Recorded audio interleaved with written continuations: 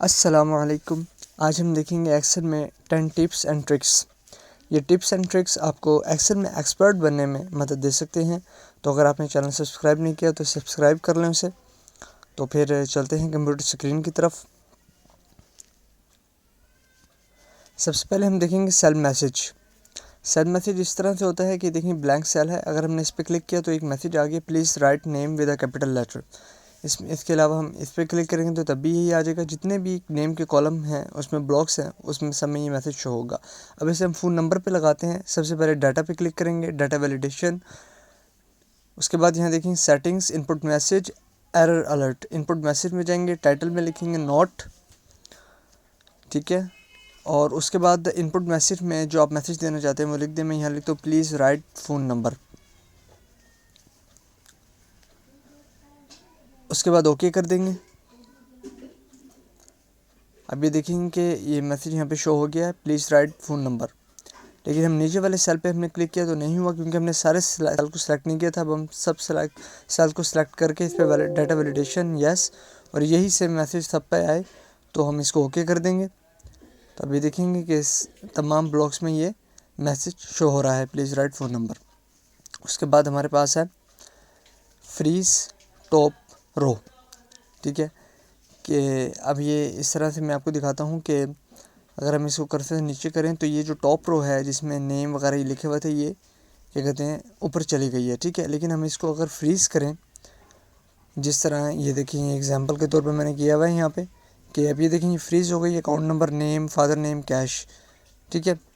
इसको किस तरह करते हैं, इसको इस तरह करते हैं कि हमने जो रो फ्रीज़ करनी है उसके नीचे वाली रो पे हम क्लिक करेंगे। देखेंगे यहाँ पे मैंने अकाउंट नंबर 1001 पे क्लिक किया, व्यू पर आया और यहाँ पे फ्री स्पेन्स और सबसे टॉप पर है फ्री स्पेन। इस पर क्लिक करेंगे तो ये टॉप रो फ्रीज़ हो गई है, ठीक है। अब हम नीचे क्या कहते हैं इसको कर्सर करते हैं तो देखेंगे फ्रीज़ हो गई है और ये अपनी जगह पर वहीं पर मौजूद है, ठीक है। इस तरह से हम टॉप रो को फ्रीज़ करते हैं। उसके बाद हमारे पास है पिक्चर ऑन सेल। ये देखिए मैंने इस पर कर्सर लेके गया हूँ तो ये एक पिक्चर आ गई है, दूसरी पिक्चर आ गई है। अब हम यहाँ पे लगाते हैं फ़खर जमान पे। इस पर हम ब्लॉग पे क्लिक करेंगे। उसके बाद हम रिव्यू पर आएंगे और न्यू कमेंट, और यहाँ पे जो लिखा हुआ है इसे ख़त्म कर देंगे यहाँ से। और इसकी जो क्या कहते हैं बॉक्स की लाइन है इस पर राइट क्लिक करके फॉर्मेट कमेंट, और यहाँ पर हम लिखा हुआ है कलर्स एंड लाइन्स, इस पर क्लिक करेंगे। उसके बाद ये कलर्स के ड्रॉप डाउन पे क्लिक करेंगे तो लास्ट में फिल इफ़ेक्ट्स पे क्लिक करेंगे। तो अभी देखें ये लास्ट में है टेक्सचर, पैटर्न, पिक्चर। यहाँ से हम सिलेक्ट पिक्चर करेंगे। मैं यहाँ से एक पिक्चर सेलेक्ट कर लेता हूँ जिस फोल्डर में आपने रखी हुई है। यहाँ पे फ्रॉम अ फाइल, ठीक है। यहाँ पे मैंने डाउनलोड्स में रखी हुई है पिक्चर। यहाँ से करके ये इंसर्ट कर दें यहाँ से, ओके, और यहाँ से भी ओके। देखें ये भी यहाँ से मैं ये पिक्चर आ गई और इस पे हमने लगाई ये पिक्चर आ गई, ठीक है। इस पे आप इसके अलावा भी लगा सकते हैं। इसके बाद हमारे पास है हाइड डाटा फ्रॉम सेल में से डाटा को हाइड किस तरह करते हैं। अब मैं यहाँ पे कोई डाटा सेलेक्ट कर लिया मैंने यहाँ पे, ठीक है। इस पर हम करेंगे राइट क्लिक या Ctrl+1 दबाएंगे तो फॉर्मेट सेल ओपन हो जाएगा, ठीक है। इसमें देखें ये सबसे पहले है नंबर के लास्ट में आएंगे कस्टम पे, और यहाँ पे टाइप पे लिखा हुआ है जर्नल। अब इसको रिमूव करके यहाँ से आप 3 दफ़ा सेमीकोलन लिखेंगे और इसको ओके कर दें यहाँ से, ठीक है। तो ये देखें डाटा हेड हो गया।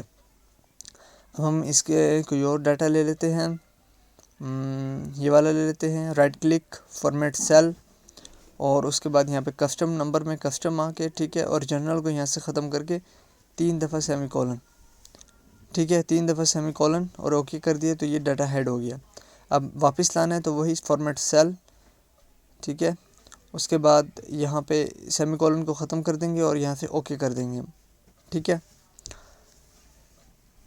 इधर भी हम फॉर्मेट सेल और ये सेमीकोलन को यहाँ पे टाइप पे हम रिमूव करके यहाँ से हम ओके कर देंगे, ठीक है।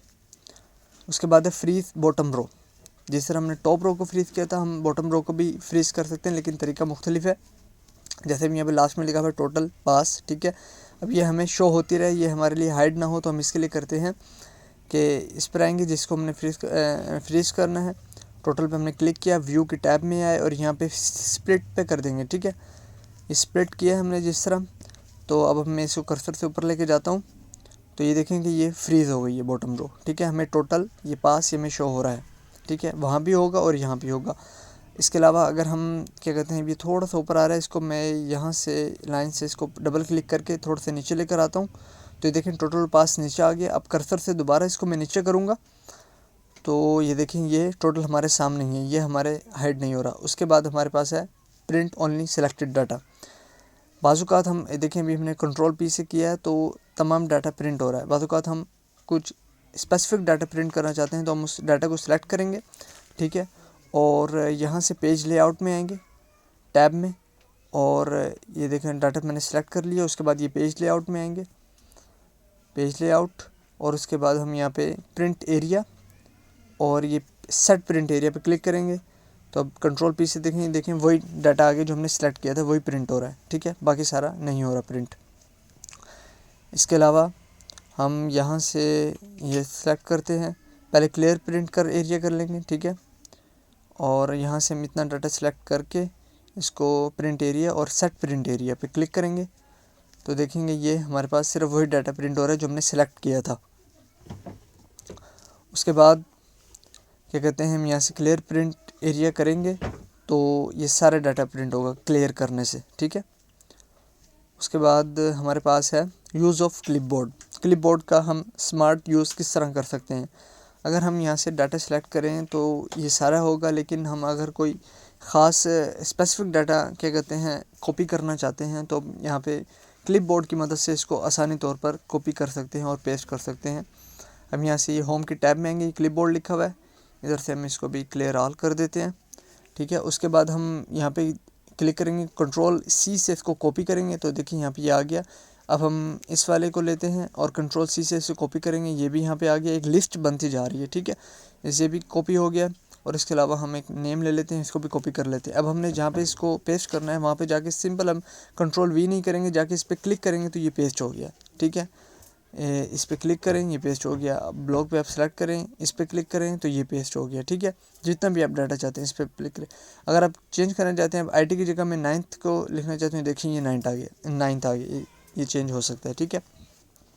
उसके बाद हमारे पास है ट्रांसपोज, कि डाटा को ट्रांसपोज किस तरह करते हैं। अब आप ये देखेंगे कॉलम की फॉर्म पे हमारे पास एक टेबल बना हुआ है। अगर हम इसको रो की फॉर्म में करना चाहें तो एक सिंपल तरीके से हम इसको कर सकते हैं। पूरे आप टेबल को पहले हम सेलेक्ट करेंगे, ठीक है, यहाँ से डबल क्लिक करके सेलेक्ट किया, राइट कंट्रोल सी से इसे कॉपी करेंगे, ठीक है, और उसके बाद जहाँ पे हमने पेस्ट करना है पेस्ट स्पेशल, और ये ट्रांसपोज लिखा हुआ ट्रांसपोज, और ये ओके कर देंगे यहाँ से, ठीक है। ये हमारे देखिए रो की फॉर्म में डाटा आ गया पेस्ट स्पेशल में जाके, ठीक है, ट्रांसपोज। उसके बाद हमारे पास है टाइटल ऑन एवरी पेज। अब हमारे पास एक टाइटल बना हुआ है नेम क्लास डिपार्टमेंट, अब ये इधर आ रहा है कंट्रोल पी से मैंने किया, लेकिन जब हम पेज 2 पे जाते हैं तो ये टाइटल हमसे हट गया, ठीक है। अब हम पेज 2 पे भी इसको लाना चाहते हैं तो हम किस तरह इसको लेकर आएंगे। हम बैक जाते हैं यहाँ से, और यहाँ से जाएंगे हम पेज लेआउट में, और यहाँ पे प्रिंट टाइटल से लिखा हुआ है, और यहाँ पे आप देखेंगे लिखा हुआ रोज टू रिपीट एट टॉप, इस पर क्लिक करेंगे और जो हमने रो सेलेक्ट करनी है, टाइटल जो सेलेक्ट करना है उस पर क्लिक करेंगे, ये सिलेक्ट हो गया, और यहाँ से हम ओके कर देंगे इसको, ठीक है। अब हम कंट्रोल पी से इसको प्रिंट के उसमें जाते हैं, ठीक है। अब ये पेज 1 आ गया, पेज 2 करेंगे तो तभी वो टाइटल उस पर पेज 2 पे शो हो रहा है। इस तरह हम टाइटल जितने भी पेजेस पे चाहे शो कर सकते हैं इसको, ठीक है। ये देखें ये शो हो रहा है। उसके बाद हमारे पास है move data. Without copy and paste हम डाटा को मूव कर सकते हैं। इस पूरे हम टेबल को सिलेक्ट करेंगे और इसकी लाइन से कॉर्नर से पकड़ के इसको डबल क्लिक करके इसको हम ड्रैग करेंगे तो जहाँ भी हम इसको करना चाहें वहाँ डाटा को हम पेस्ट कर सकते हैं, ठीक है। फिर इसको हम सिलेक्ट किया, लाइन से इसको डबल क्लिक करके पकड़ा और यहाँ से इसको हमने यहाँ पे पेस्ट कर दिया, ठीक है। इस तरह हम डाटा मूव कर सकते हैं।